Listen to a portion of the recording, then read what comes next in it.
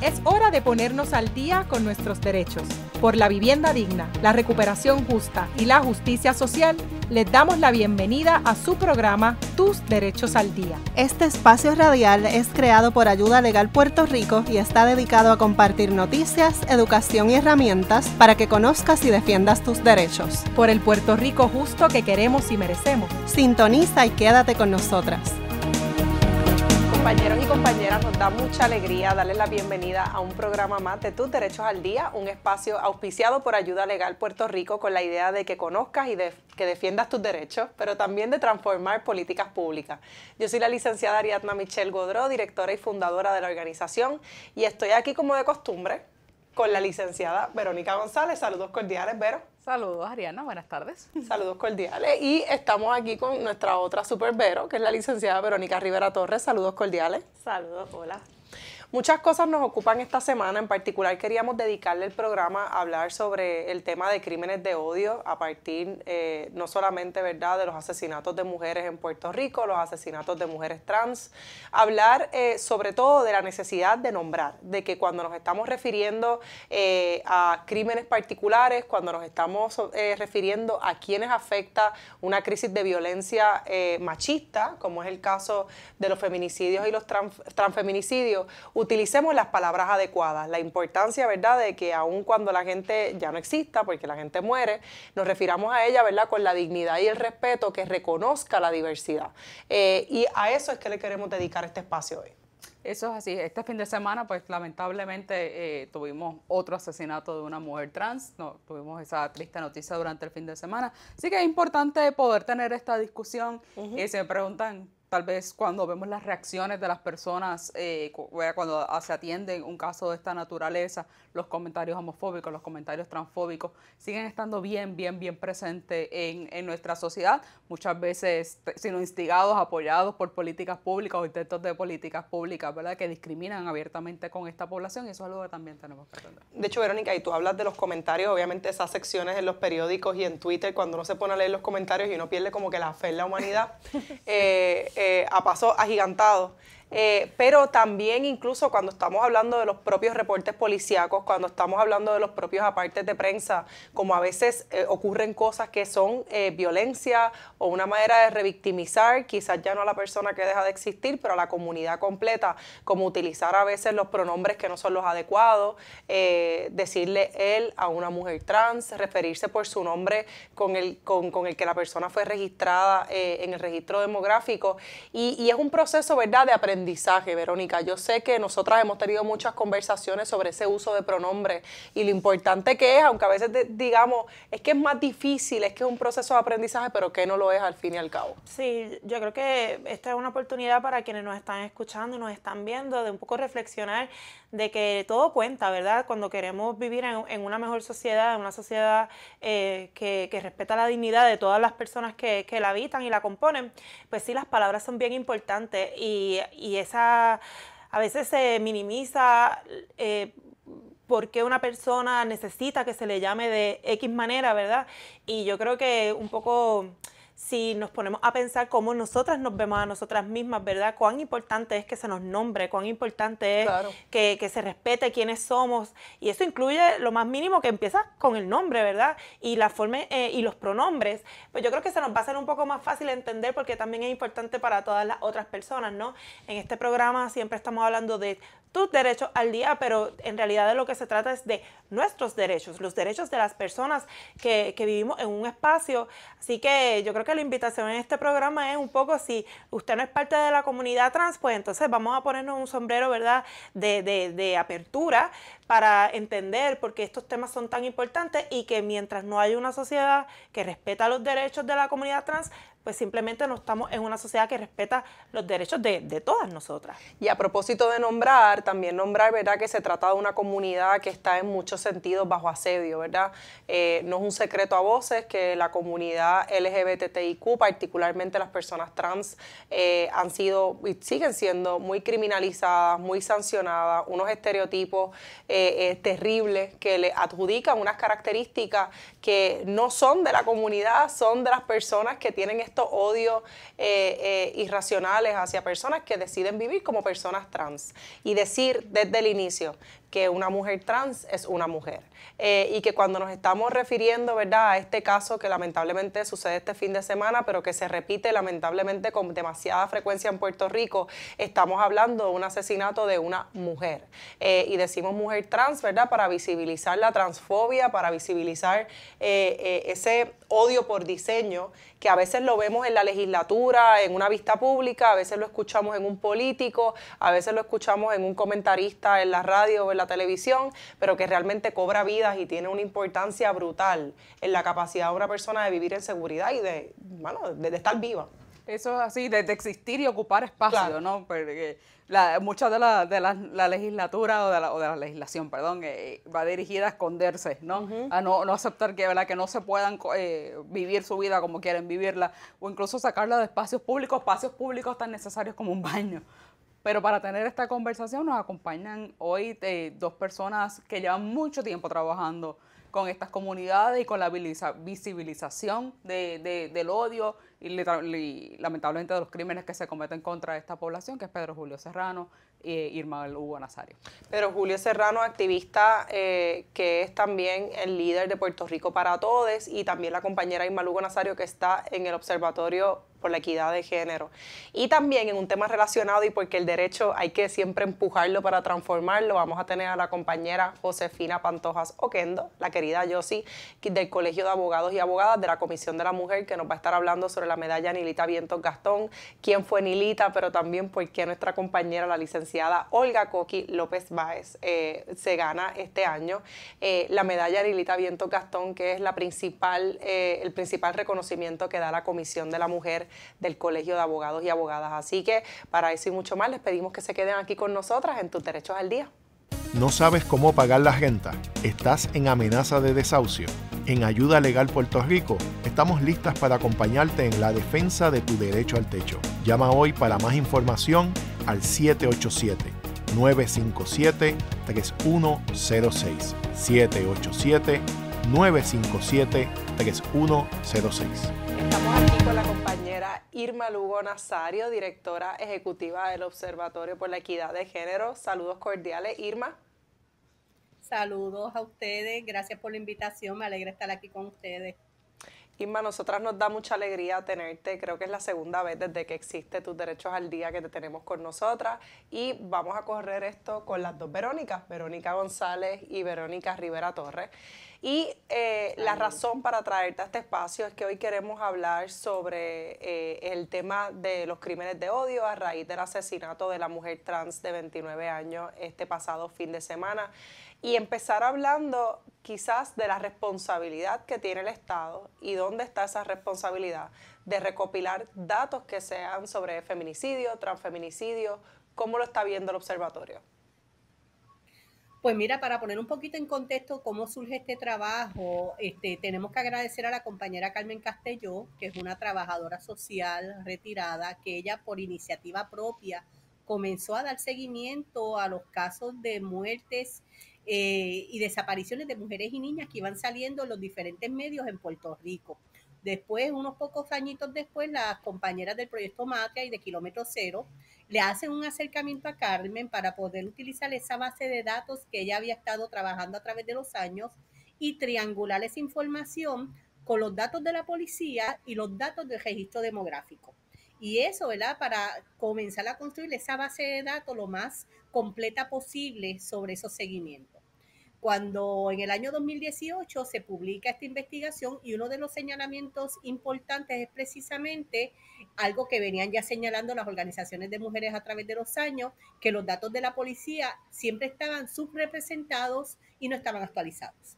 Una de las recomendaciones en ese momento de ese informe, que se titula La persistencia de la indolencia, feminicidios en Puerto Rico del 2014 al 2018, es que se creara un observatorio para dar seguimiento a este tipo de trabajo. Y de ahí surge el Observatorio de Equidad de Género, que nosotras comenzamos a trabajar precisamente en el mes de febrero del año 2020. ¿Qué ocurre ese año de febrero del 2020? Si ustedes recuerdan, fue el caso, ¿verdad?, lamentable de Alexa, que fue el primer caso en aquel momento de mujer trans de ese año, Y el 2020 fue un año terrible porque documentamos 6 casos de asesinatos de mujeres trans y un caso de un hombre trans. O sea que ese año vimos esas manifestaciones de crimen de odio, en verdad terrible, aparte de que también estamos en Puerto Rico pasando la situación de la pandemia, que nos encerraron en marzo, apenas un mes, ¿verdad? Y nosotras, mientras se estuvo trabajando, le íbamos dando forma al observatorio y dábamos seguimiento a todos los casos que se iban documentando. En el año 2021 se da un caso también de un hombre trans que fue asesinado en Trujillo Alto y que al día de hoy es importante, ¿verdad? El trabajo de un observatorio es que nosotras vamos documentando a través del año, pero también tenemos la responsabilidad de volver a revisar esos casos, a ver en qué estatus se encuentran, ¿verdad? Si se completó esa investigación, si los casos se llevaron a tribunal, ¿verdad? Y dónde están. Así que ese ha sido parte del trabajo que hemos estado desarrollando en el Observatorio de Equidad de Género. En el año 22 no identificamos ningún caso relacionado y en el año 2023, ¿verdad? Lamentablemente este fin de semana tuvimos el caso de Chanel. Así que en ese contexto de la responsabilidad del Estado, pues recordemos que en enero del 2021 se firmó la orden ejecutiva de violencia de género en Puerto Rico y como parte de todo ese trabajo se estableció el Comité PARE.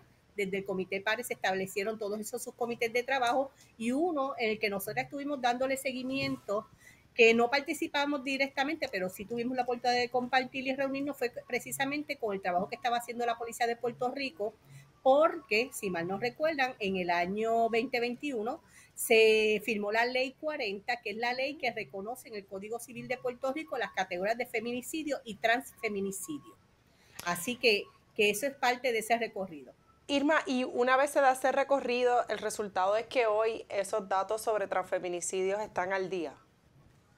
Pues mira, lo que hemos visto, ¿verdad? Y nosotras seguimos haciendo los señalamientos, eso es parte. Hemos estado participando en un comité que lo dirige precisamente el Instituto de Estadísticas de Puerto Rico, donde participa la policía, el Instituto de Ciencias Forenses, el Registro Demográfico. Y como parte de ese mandato de la Ley 40 está reconocer las categorías de feminicidios y transfeminicidios, está la creación del dashboard, ¿verdad?, de datos sobre esos temas, pero nosotras lo que hemos visto hasta el momento que ya el Instituto de Estadística lanzó ese dashboard de información, pero ellos lo van actualizando de acuerdo a los casos se van resolviendo. Así que no es como nosotras que vamos manteniendo esa información mes tras mes de manera más cruda. Lo otro que no quiero dejar que se me olvide es precisamente que en enero del 2022 la Policía de Puerto Rico trabajó y firmó, en aquel momento se firmó el protocolo, lo tengo aquí, para la investigación de muertes violentas de mujeres y personas trans por razones de género, femicidios, transfeminicidios. Este documento se trabajó desde la Policía de Puerto Rico utilizando de base el protocolo latinoamericano de investigación de muertes violentas de mujeres, que es uno de los documentos base que nosotras utilizamos en nuestro trabajo de investigación. Así que nosotras tuvimos la oportunidad de revisarlo, de hacer recomendaciones.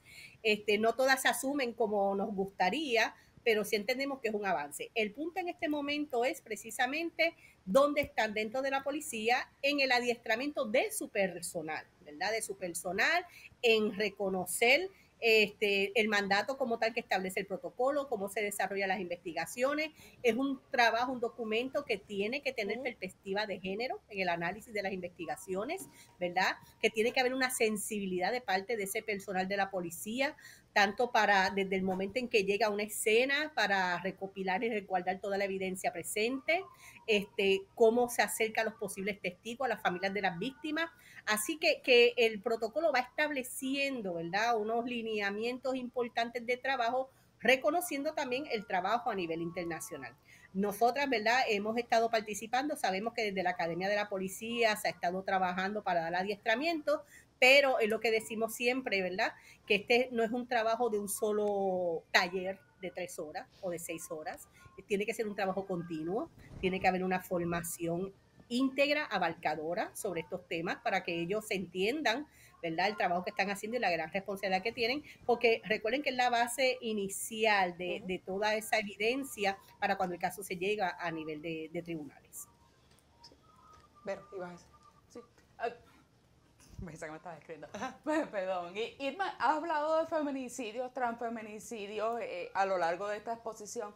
Quería un poco enfatizar por qué esas palabras, por qué es la importancia de usar esas palabras y no simplemente hablar del asesinato de una mujer o asesinato de una persona trans.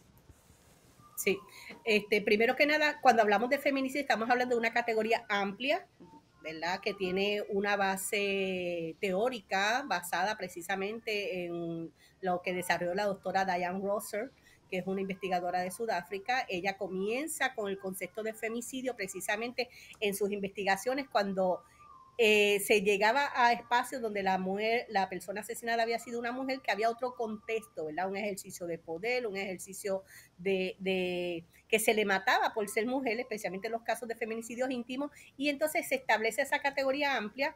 Luego en estas investigaciones está la doctora Marcela Lagarde, que es una antropóloga mexicana, ella estuvo hace varios años en Puerto Rico, y ella le pide acceso a la doctora Russell para poder utilizar su categoría y la amplía, ¿verdad? Por eso es que se habla de femicidio y feminicidio. La doctora Diane Russell habla de femicidio, la doctora Lagarde es de feminicidio, porque ella le trae también, amplía el concepto a la responsabilidad del Estado en las investigaciones y el seguimiento a esos casos. Entonces, como les digo inicialmente, es una categoría amplia que tiene varias subcategorías, por eso es bien importante y siempre hacemos el señalamiento, ¿verdad? Cuando la policía hace la entrevista, estamos hablando de casos de feminicidios íntimos, de feminicidios familiares, de feminicidios relacionados al narcotráfico, de feminicidios que son indirectos, que quizás la muerte, el ataque no iba dirigido a la mujer, pero ella estaba en ese espacio.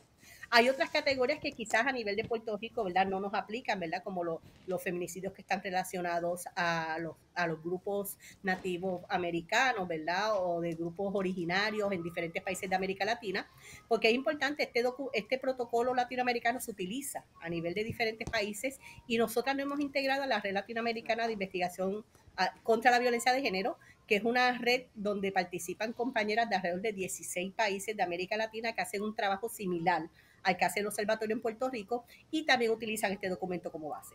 Así que las compañeras también pues tienen otras situaciones más amplias, ¿verdad? El tema de la trata humana, el tema de los grupos organizados criminalmente, ¿verdad? Y ese ejercicio en sus países, especialmente en México, saben que es terrible. Así que hemos estado, es un aprendizaje para nosotras, ¿verdad? Es un compartir de saberes, como muchas veces decimos, pero es importante que la gente pueda entender que, y lo decimos mucho, violencia doméstica no es igual a violencia de género, es una manifestación la violencia doméstica, el igual feminicidio es una categoría amplia donde hay muchas subcategorías, que en Puerto Rico quizá la más que vemos es los feminicidios íntimos, ¿verdad? Que es la muerte de una mujer por su pareja o expareja o una persona que haya mostrado interés e insistencia hacia esa persona. Así que es bien importante que eso se presente. Sobre la categoría de transfeminicidio, es el reconocimiento, ¿verdad?, de esa persona por su identidad de género asumida, independientemente, ¿verdad?, de la identidad que se le haya asignado al nacer. Así que es bien importante, ¿verdad?, porque es un reconocimiento también de los derechos humanos en esa mirada de las personas, del derecho, ¿verdad?, de tu identidad de género, tu orientación. Así que vamos viendo, ¿verdad?, que este tipo de instrumento a nivel internacional es importante porque nos va educando también sobre las temáticas y nos da el espacio para educar a nuestra gente en esos diferentes espacios. Por eso es que vuelvo a insistir, con la Policía de Puerto Rico, quizás a veces cuando los entrevistan, algunos utilizan muy correctamente los términos, otros no, pero hay que seguir trabajando en esa mirada. Que en esa nota yo pues, quería apuntar un poco a lo que decías, porque las mujeres trans son mujeres, ¿no? Pero en este contexto muy particular, ese trans es importante recalcarlo, pues las mujeres trans... No, y en Puerto Rico tenemos que reconocerlo, ¿verdad? Porque precisamente si no se invisibilizan esos casos, ¿verdad? No, por eso también documentamos el caso de Jumpy. Jumpy fue el caso en Moca en el año 20, que era un hombre trans, ¿verdad? Que también hay que reconocerlo porque si no los datos no se invisibilizan esos casos y tenemos que pensar en la justicia, ¿verdad? Que no haya impunidad en los casos, que haya seguimiento, que estén presentes. Otros casos que nosotros documentamos en el observatorio es precisamente esos casos de muertes de hombres relacionadas a casos de violencia de género. También hemos documentado en algunos años, ¿verdad? Casos que hemos visto de muertes de hombres en situaciones de violencia o crímenes de odio, que hemos tenido algunos casos que todavía están en bajo investigación. Así que lo importante es documentar, ¿verdad? Nosotras documentamos nombre de la persona cuando se identifica a la víctima, edades, pueblo, tipo de arma que se utilizó en el caso. Muchas veces, ¿verdad? También documentamos los hijos e hijas, ¿verdad? Porque tenemos que reconocer que hay un espacio de violencia secundaria en esos espacios, ¿verdad? El duelo para esos niños y niñas. Algo que yo traigo y tengo siempre bien presente son esas madres, ¿verdad? Que pierden a sus hijas en estos casos y también a la misma vez tienen que asumir la crianza de esos nietos y nietas que quedan huérfanos. Así que es un trabajo, ¿verdad? Que implica mucha sensibilidad en algunos momentos, pero que es importante para tener toda esa data, esa información presente. Irma, Vero, ¿tú querías preguntar algo para...? Bueno, hablar de, escuchando a Irma, el tema de un observatorio de equidad de género era una deuda pendiente que teníamos hace mucho tiempo, era un sueño. Y me pregunto, ¿verdad?, que se da en el 2020 y ya de entrada sabíamos que queríamos esa data sobre la comunidad trans. Y creo que eso muestra mucho desarrollo de nuestra cultura de derechos humanos y también un reto, ¿verdad? Un trabajo hacia adelante, porque cuando damos los talleres, por ejemplo, a funcionarios y funcionarias públicas, sabemos que cuando hablamos del tema de violencia doméstica, por ejemplo, ya hay un camino recorrido y hay una apertura para aceptar, ¿verdad?, estos parámetros mínimos de la dignidad humana. Pero cuando pasamos al tema de la comunidad trans, empezamos a ver esos nudos, ¿verdad?, con los que nos hemos criado y nos han enseñado a ser excluyentes en vez de incluyentes. Y quería un poco una reflexión tuya, porque has estado haciendo este trabajo hace muchos años, ¿verdad?, trabajando a favor de la equidad, sin un observatorio. ¿Qué diferencia ves tú como activista y como defensora ahora que tenemos ese trabajo, ¿verdad?, ese observatorio, esa institución que nos da ¿verdad?, una base, una zapata para seguir haciendo el trabajo? Bueno, Verónica, yo te conocí a ti en el 2009 cuando nos mandaron a Perú, ¿te acuerdas? Aquel primer taller de monitoreo con CLADEN, como siendo nosotras integrantes de CLADEN Puerto Rico. En aquel momento en Perú nos enviaron, se dio unos talleres sobre monitoreo precisamente, y ahí yo creo que fue cuando yo digo, diantre, y el escuchar la experiencia de todas aquellas veteranas, porque de verdad esas mujeres son veteranas, es un reto. Pero en Puerto Rico sí, las organizaciones feministas de mujeres lo venían denunciando, lo vienen trabajando, pero el tener un espacio donde se concrete ya, ¿verdad?, es importante. A través de nuestra página web nosotras tratamos de ir subiendo por lo menos, bueno, inicialmente en el observatorio nosotras habíamos pensado de subir esos informes trimestralmente, y nos dimos cuenta que no. Entonces lo hemos estado tratando de subir lo más exacto posible mensualmente, porque es la información más real que tenemos, que la gente tenga acceso a la misma, tanto como medios, activistas, compañeras, ¿verdad?, académicos, toda aquella persona que nos hace acercamientos, ¿verdad?, es bien importante. Aquí, Verónica, ¿verdad?, seguimos apostando al tema de la educación. Cuando damos los talleres nos vamos dando cuenta, ¿verdad?, precisamente que a veces la gente piensa que estos temas son una cuestión de la policía y tribunales, cuando no es así, ¿verdad? El tema de la violencia en sí la miramos y la trabajamos desde una mirada de política pública, según la define la Organización Mundial de la Salud, y es importante cuando damos los talleres para que la gente pueda entender que no es solamente una violencia, ¿verdad?, que hay diferentes manifestaciones de violencia, y de acuerdo a esas manifestaciones las respuestas de salud pública de parte del Estado tienen que organizarse, formarse, ¿cómo te digo?, establecer unas estrategias para responder a las mismas diferentes a cada una, ¿verdad? Y entonces a la gente le sorprende cuando a veces está en un taller, y estuve participando en los talleres de Comité Pares, a mí me llamó la atención, tuve mucho abogado en ese grupo. Bendito. Y yo le digo, miren, es que sí, mueren más hombres que mujeres, pero hay que ver los espacios en los que mueren esos hombres, ¿verdad?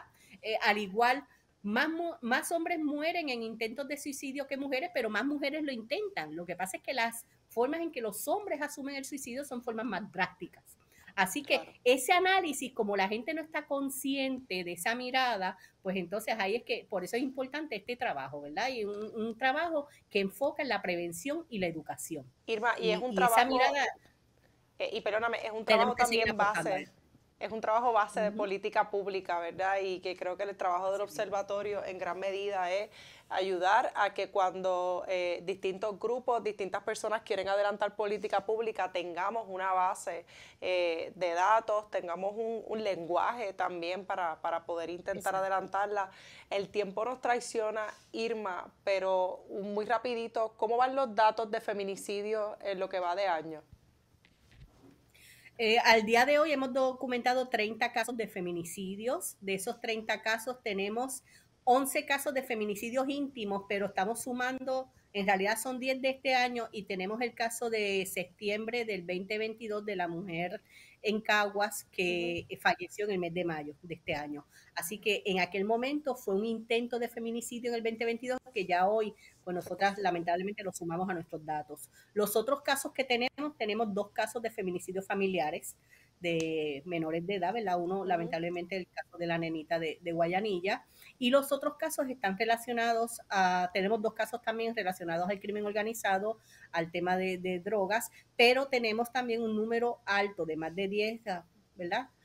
Quizás unos 15, 16 casos que están todavía bajo investigación. Recientemente, en el día de ayer, hubo un caso en Ponce, en un residencial, y yo creo que es bueno que la gente sepa que estos casos nosotros los vamos documentando, los casos donde se encuentra el cuerpo de una mujer muerta, donde no hay un signo visible de violencia, hasta que se confirme a través del Instituto de Ciencias Forenses cuál fue la causa de muerte de esa persona, ¿verdad? Porque hemos tenido casos, lamentablemente, de sobredosis que son provocadas por otra persona para propósito de matar a esa persona. Así que también nosotras, un trabajo que estuvimos haciendo y el año pasado, cuando tuvimos acceso a los datos del registro demográfico, fue triangular toda esa información con esos casos de muertes de mujeres, ¿verdad? Que no había un signo visible de violencia en el cuerpo, pero sí, ¿verdad? Sí habían sido casos de sobredosis de drogas que lamentablemente estamos viendo un aumento en esos casos y que muchas son mujeres. Irma, querida, queda mucho por hablar, pero siempre agradecida por ti, por tu tiempo, por el trabajo del observatorio, por la equidad de género.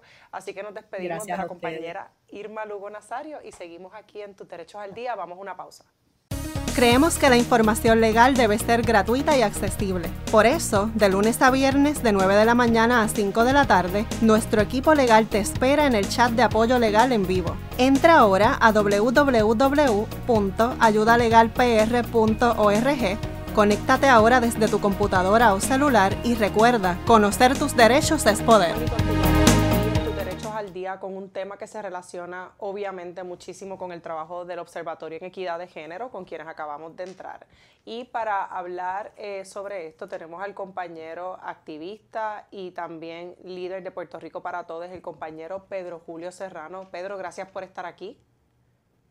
Gracias a ustedes por la oportunidad.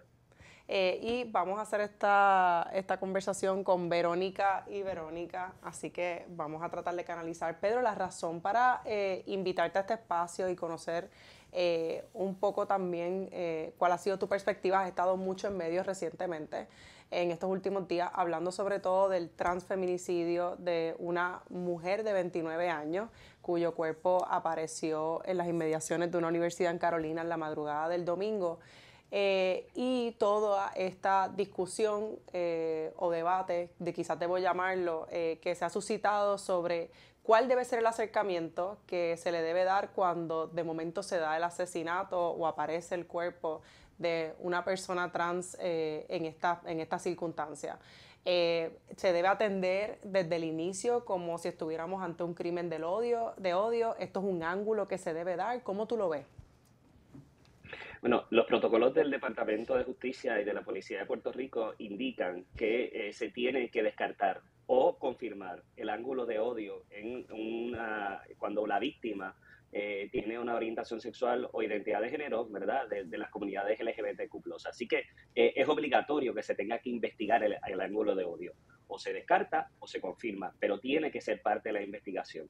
Y aparte de eso, también hay que tener mucho cuidado cuando se identifica a la persona, ¿verdad?, que es víctima en este caso, que primero que se utilice la identidad de género correcto y que aunque haya un nombre legal que se utilice, que se busque la manera de que cuando se vaya a hablar sobre el tema se utilice el nombre escogido por la persona y no tal vez el legal, porque sabemos que muchas personas trans tal vez no pueden tener los recursos para poder cambiar su nombre o atemperar sus documentos oficiales. De hecho, Pedro, y eso era una pregunta que te quería hacer, porque lamentablemente en los apartes de prensa se utiliza el nombre que asumimos, el de registro demográfico, el de las identificaciones. Pregunto, ¿cómo luce eso para ti como activista en términos de revictimización, en términos de justicia para la comunidad trans también a largo plazo? Claro, eso lo que hace es seguir perpetuando, ¿verdad?, estigmas y estereotipos en contra de la comunidad trans. Es importante que no se revictimice, no tan solo a la persona, ¿verdad?, que haya sido víctima en este caso, valga la redundancia, sino que también a toda una comunidad, porque eso abre la puerta a que se estén utilizando nombres que son incorrectos, que laceran la dignidad y violentan la humanidad de las personas trans, no tan solo de la víctima, sino de toda una comunidad. Así que es importante que se sigan los protocolos. De hecho, los protocolos establecen que se tiene que utilizar el nombre escogido por la persona y no los nombres legales. Hay que tener, ¿verdad?, un proceso de confidencialidad en esto. Y el hecho de que la familia utilice el nombre legal, en algunos casos puede ser porque no hayan aceptado o respetado la orientación sexual o la identidad de género de las víctimas. Así que hay que tener mucho cuidado con utilizar, ¿verdad?, como excusa, no es que la familia utilizó ese nombre, no, es que hay que respetar esa identidad de género y es parte de los protocolos, o sea, no es algo que nos estemos inventando, es algo que está ya escrito y hay que hacerlo valer. Pedro Julio, regresando al ángulo de los crímenes de odio, se me permite, en cuanto el asesinato de Chanel llega a la prensa y sale tu reacción, ¿no?, de que debe ser investigado como un crimen de odio, un poco de una reacción fuerte sobre varios sectores de la prensa, más allá, ¿verdad?, de los comentarios. Yo cometí el error de leer los comentarios en Twitter y en los periódicos, eso fue una mala idea. Pero una reacción bastante popular ha sido en respuesta a tu declaración de que se tiene que investigar desde el inicio como un crimen de odio y no ver si es algo que ocurre a lo largo del camino. Y quería saber, desde tu perspectiva, por qué es importante entrar a este asesinato con la perspectiva de crimen de odio. Los protocolos así lo indican, y es que lo que sucede es que cuando hay crímenes violentos en contra de las comunidades LGBTQ+, en muchos casos, en la mayoría de los casos, son precisamente por perjuicio a la víctima, y eso tiene que descartarse.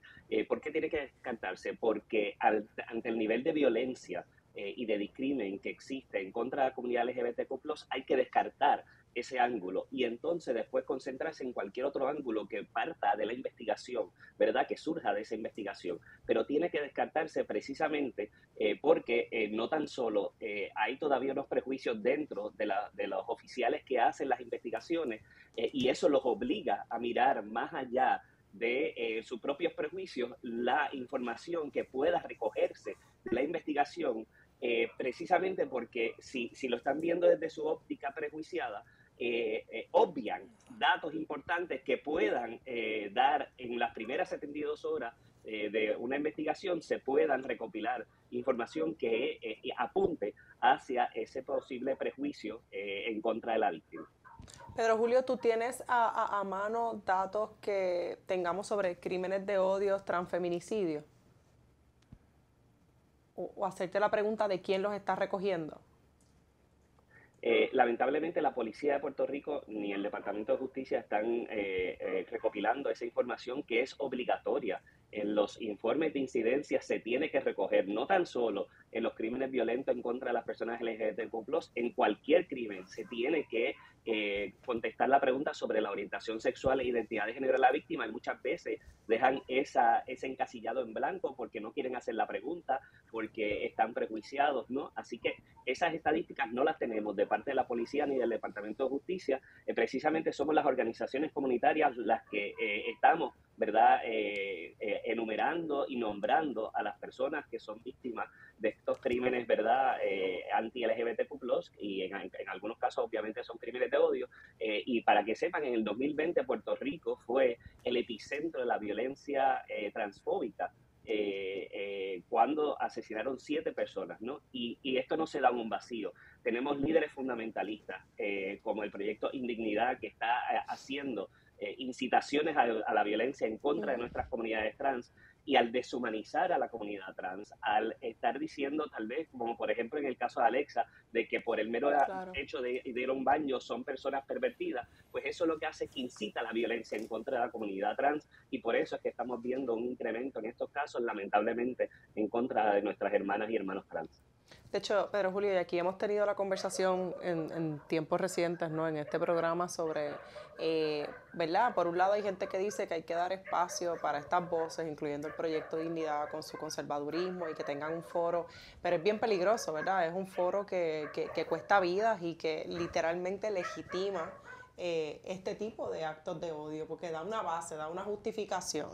Y en ese sentido creo que como defensoras de derechos humanos hay que seguir amplificando que no es solamente el crimen de odio por la persona que murió, sino también, ¿verdad?, en términos como una lección de convivencia social, Vero. Sí, yo escuchando a Pedro, obviamente Pedro te conozco hace muchos años y ante la pregunta de Vero con relación a porque es importante que ese ángulo de crimen de odio se atiende desde el principio.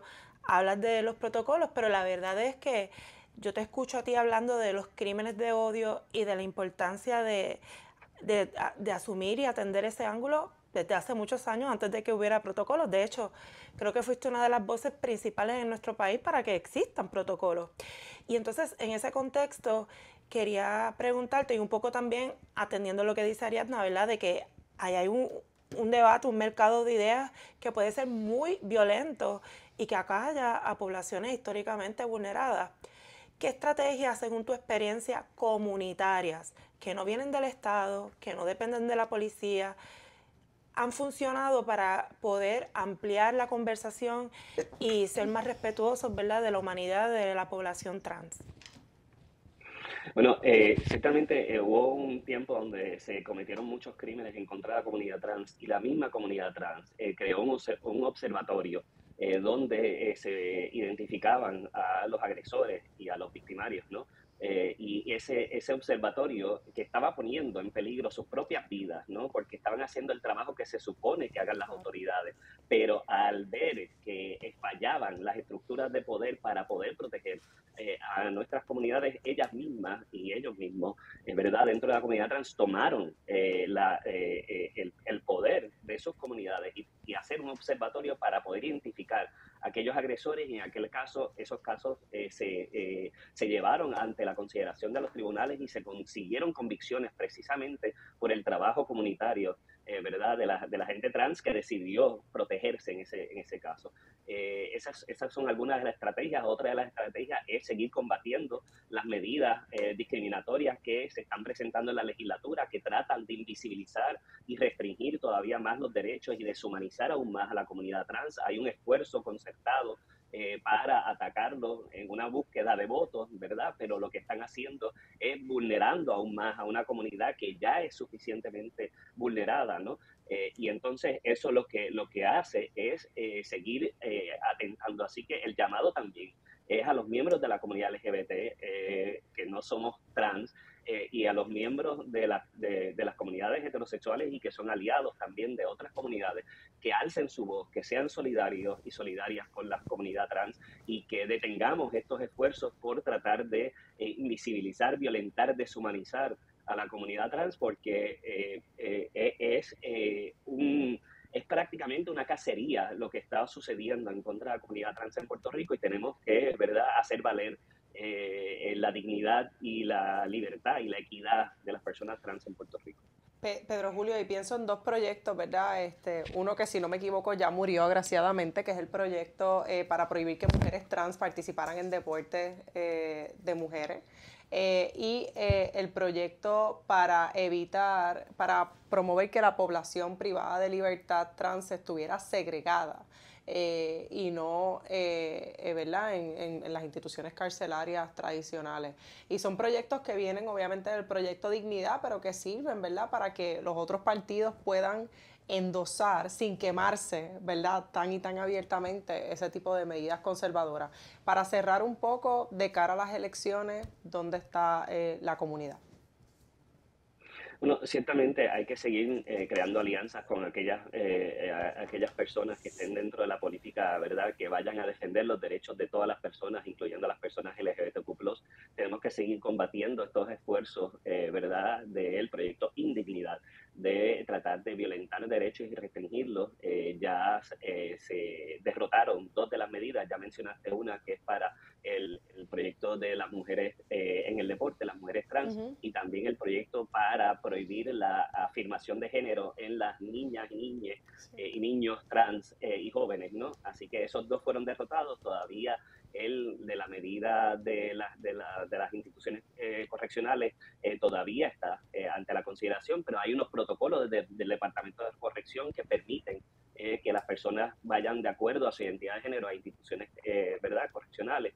Así que todavía hay mucho trabajo por hacer, pero lo más importante es que las voces que son aliadas de la comunidad LGBTQ+, y aquellos que somos abiertamente de la comunidad LGBTQ+, no callemos, resistamos estos esfuerzos y que busquemos a aquellas personas que vayan a respetar los derechos de las personas LGBTQ+, y que no demos ni un paso atrás, porque Puerto Rico ha estado a la vanguardia de los derechos LGBTQ+, y hemos detenido estos proyectos, contrario a muchos estados y jurisdicciones en Estados Unidos y en otras partes del mundo, que estos proyectos han ido avanzando, ¿no? Y en Puerto Rico hemos logrado detenerlo con mucha valentía y con mucha resistencia. Como decimos por ahí, no pasarán, ¿verdad? Pedro Julio, yo sé que tu agenda es bien comprometida, sabemos que estás en el oeste, nosotras que te seguimos en Twitter nos disfrutamos todos los días tus fotos y las esperamos, así que Pedro Julio está en Cabo Rojo y a nosotras nos da muchísima alegría, ¿verdad?, que compartas con nosotras ese proceso. Muchos cariños y gracias por hacer espacio para acá, para tus derechos al día. Vamos a una pequeña pausa y regresamos. ¿No sabes cómo pagar la renta? ¿Estás en amenaza de desahucio? En Ayuda Legal Puerto Rico estamos listas para acompañarte en la defensa de tu derecho al techo. Llama hoy para más información al 787-957-3106. 787-957-3106. Regresamos acá en Tus Derechos al Día, bien contentas porque estamos celebrando a una de las compañeras de nuestro equipo, la licenciada Olga Coqui López Báez, que en estos días va a estar recibiendo la medalla Nilita Vientos Gastón, que es, por así decir, ese máximo reconocimiento que da la Comisión de la Mujer del Colegio de Abogados y Abogadas a abogadas que tienen una trayectoria trabajando por la justicia desde distintos enfoques. Para hablarnos un poco de qué se trata la medalla, por qué a Olga Coqui López, tenemos aquí a nuestra compañera Josefina Pantoja Oquendo. Saludos, Josie, qué bueno tenerte aquí con nosotras. Saludos, muchos cariños para ustedes. A nosotras nos llena de emoción tenerte aquí. Josie ha tenido una larga trayectoria trabajando en distintos temas que tienen que ver con justicia y derechos, particularmente por los derechos de las mujeres y por los derechos con perspectiva de género. Así que nadie mejor que tú para hablarnos un poco de qué se trata esta distinción. Y cuéntanos por qué, Coqui. Bueno, esta es una distinción, un reconocimiento que otorga el Colegio de Abogados y Abogadas de Puerto Rico desde el 2003 para rendir tributo a esa tremenda mujer histórica puertorriqueña, colegiada, comprometida con nuestra institución, intelectual, profesora, que fue la número uno en muchas cosas, abrió camino para las mujeres en muchas cosas. Así que dedicamos la medalla a las personas que cumplen con los criterios de vida que pensó Nilita, que era lo que sostenía a la sociedad puertorriqueña, y sin duda alguna la compañera Olga López Báez, la querida Coqui, cumple con esos criterios de puertorriqueñidad, de compromiso con la sociedad puertorriqueña, de apoyo a las personas que son más vulnerables, de reconocimiento a las capacidades de las mujeres, de lealtad a nuestro colegio, de defensa de todas aquellas causas que son necesarias para que tengamos un mejor Puerto Rico. Así que Ella, que se ha destacado tanto en el ámbito de los derechos de las mujeres, de los derechos humanos de las mujeres, como otras personas que han recibido la medalla, pues merecidísima que se le haga este reconocimiento a una mujer que lleva tantos años sin claudicar, luchando por los derechos y las reivindicaciones de las mujeres puertorriqueñas, de nuestro Puerto Rico en general.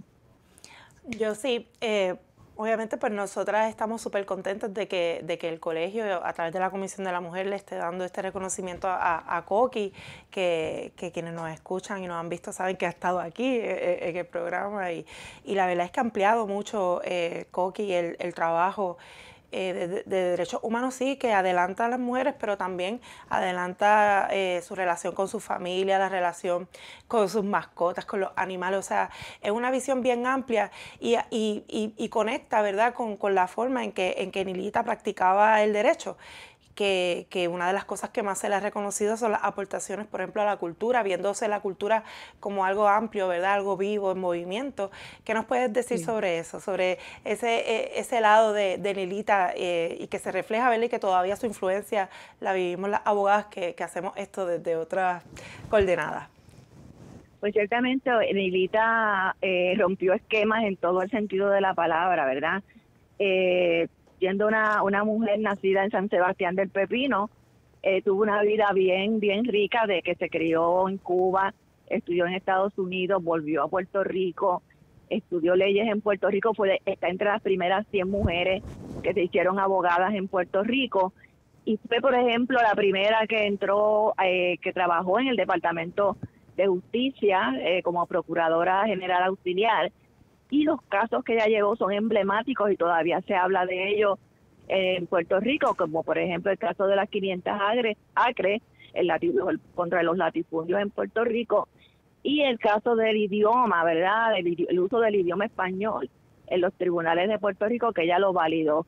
Sobre todo fue una mujer súper valiente, o sea, ella se enfrentó a todos los límites que se le querían poner, ella se enfrentó a ellos con valentía, y aunque en su vida, ¿verdad?, sufrió derrotas, como por ejemplo que le arrancaran la revista Somante, pero ella nunca se detenía en lo que le pasaba que fuera negativo, sino que volvía y volvía por sus fueros y hacía otra cosa. Por ejemplo, le quitaron a Somante, pues ella fundó la revista Sin Nombre, se enfrentó en tantas vistas públicas al coloniaje de Puerto Rico, ¿verdad?, a la falta de devoción del gobierno a la cultura puertorriqueña, que no solamente lo hacía con la palabra, con la acción, sino que ella hacía todo un performance, se puede decir, en los diferentes foros a los que iba, ¿verdad? Si se vestía de negro para denunciar una cosa, se vestía todo de rojo para hacer otra, se ponía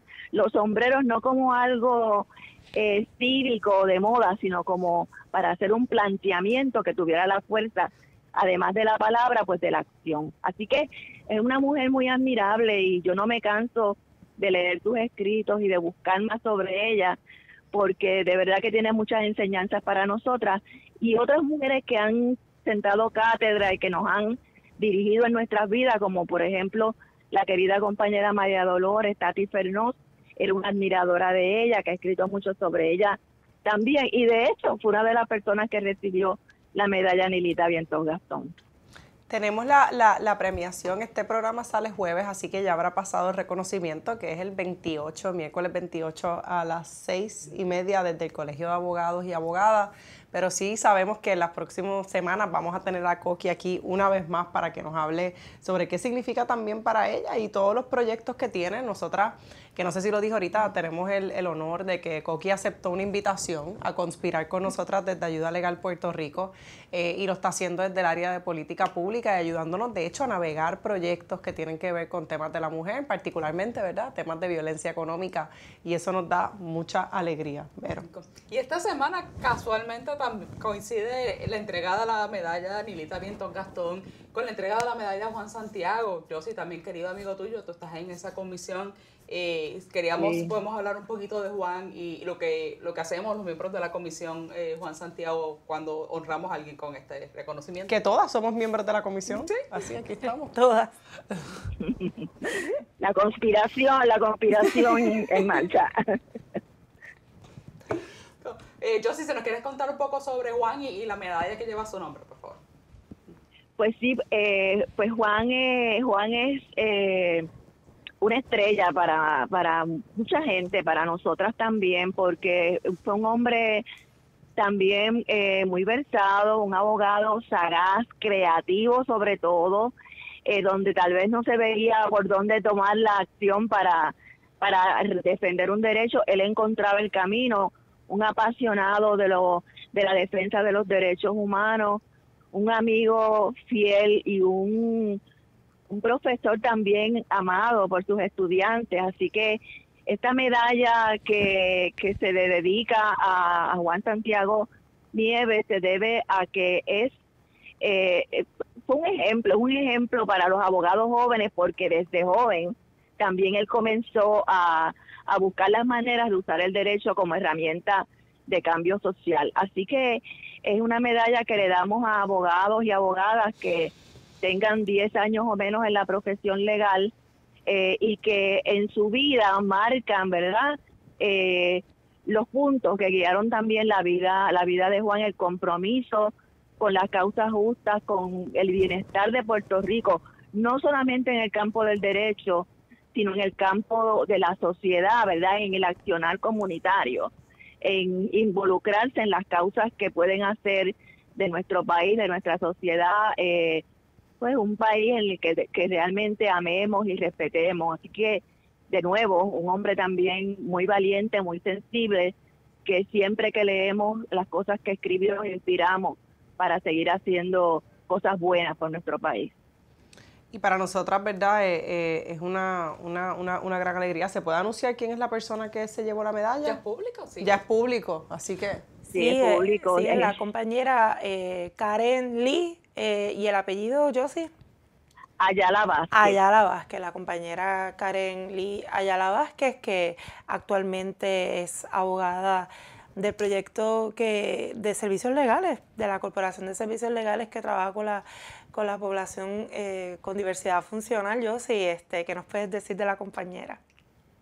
Sí, pues Karen es una chica inteligente, brillante, comprometida, con un sentido del humor maravilloso, que está súper consagrada a la reivindicación de los derechos del estudiantado con diversidad funcional, y que, dicho sea de paso, fue abogada en el bufete de José Torres Valentín y Denis Márquez, antes de que fuera representante a la Cámara.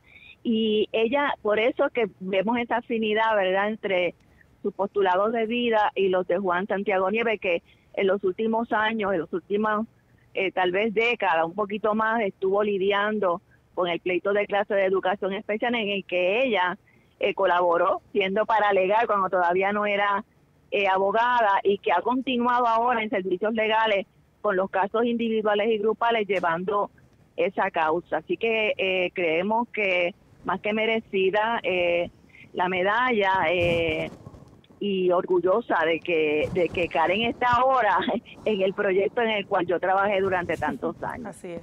Así es, y qué alegría. Así que muchas cosas pasando en el Colegio de Abogados y Abogadas. Josie, gracias siempre por decir que sí, por estar presente. Para nosotras, aquí en Ayuda Legal Puerto Rico, siempre mucho cariño y admiración para ti, para tu trabajo, para tu trayectoria y para todo lo que viene por ahí.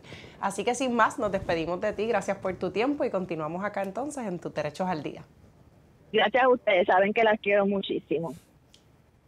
Creemos que la información legal debe ser gratuita y accesible. Por eso, de lunes a viernes, de 9 de la mañana a 5 de la tarde, nuestro equipo legal te espera en el chat de apoyo legal en vivo. Entra ahora a www.ayudalegalpr.org, conéctate ahora desde tu computadora o celular y recuerda, conocer tus derechos es poder.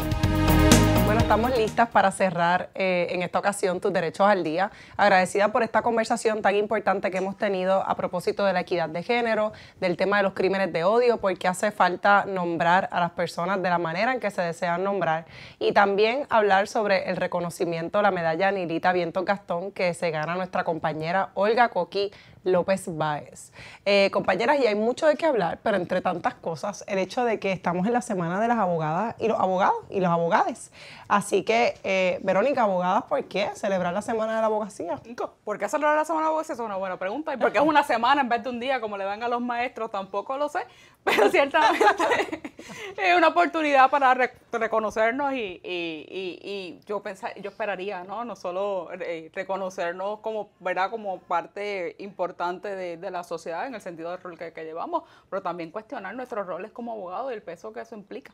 Es una buena oportunidad y bien como tú dices, ¿verdad? La realidad es que, y aquí siempre somos muy enfáticas sobre que las abogadas y los abogados muchas veces hacen muy flaco servicio a la justicia. De hecho, mantienen un sistema que puede ser muy desigual, se resisten a cambios, por ejemplo, en la ley que nombra a las personas trans y a las mujeres, pero también habemos abogadas, y nosotras seguimos el ejemplo de abogadas y abogados que abrieron brechas, como el caso de Juan Santiago, de Nilita Vientos Gastón, de tantos otros nombres que hemos mencionado aquí, y que hacen un trabajo de defensa con una visión distinta. Y esa pregunta de la relevancia es la pregunta para esta semana. Así mismo es. Yo creo que pues no es casualidad que en esta semana pues instituciones como el Colegio de Abogados y Abogadas aproveche para reconocer el trabajo no del abogado o la abogada, digamos, tradicional, sino abogados y abogadas que buscan transformar el propio derecho, ¿verdad?, y los espacios en donde el derecho se mueve para que Puerto Rico pues sea un mejor país. Así que sí, yo tengo la teoría de que no es un día, o que una semana para darle la oportunidad a alguien que se acuerde de la semana de abogados y abogadas y abogadas, porque en realidad pues no suele ser, ¿verdad?, una semana particularmente especial, pero sí quienes reflexionamos todo el tiempo sobre el privilegio, visto la palabra privilegio con sus luces y sus sombras, de hacer este trabajo, pues una oportunidad única de reflexionar sobre lo que estamos haciendo, cómo podemos mejorar y cómo podemos encontrarnos y hacer comunidad y una cultura de derechos humanos desde este espacio. Y preguntarnos cuál es el rol de las abogadas y los abogados y les abogades en tiempos de austeridad, en tiempos de crisis, en tiempos donde tenemos un llamado a la acción, yo creo, cada vez más urgente. Y pues, entre otras cosas, para eso existe Ayuda Legal Puerto Rico, para cumplir un rol junto a otras organizaciones hermanas de seguir transformando el espacio donde nos movemos. Dicho eso, estamos sumamente agradecidas de la gente que escucha acá Tus Derechos al Día a través de WIAC 740 AM todos los jueves a las 2 p.m.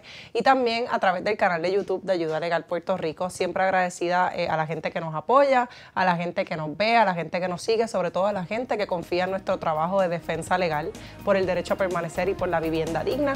Y entonces yo creo que con eso podemos cerrar este espacio, agradeciéndole su sintonía. Muchas gracias.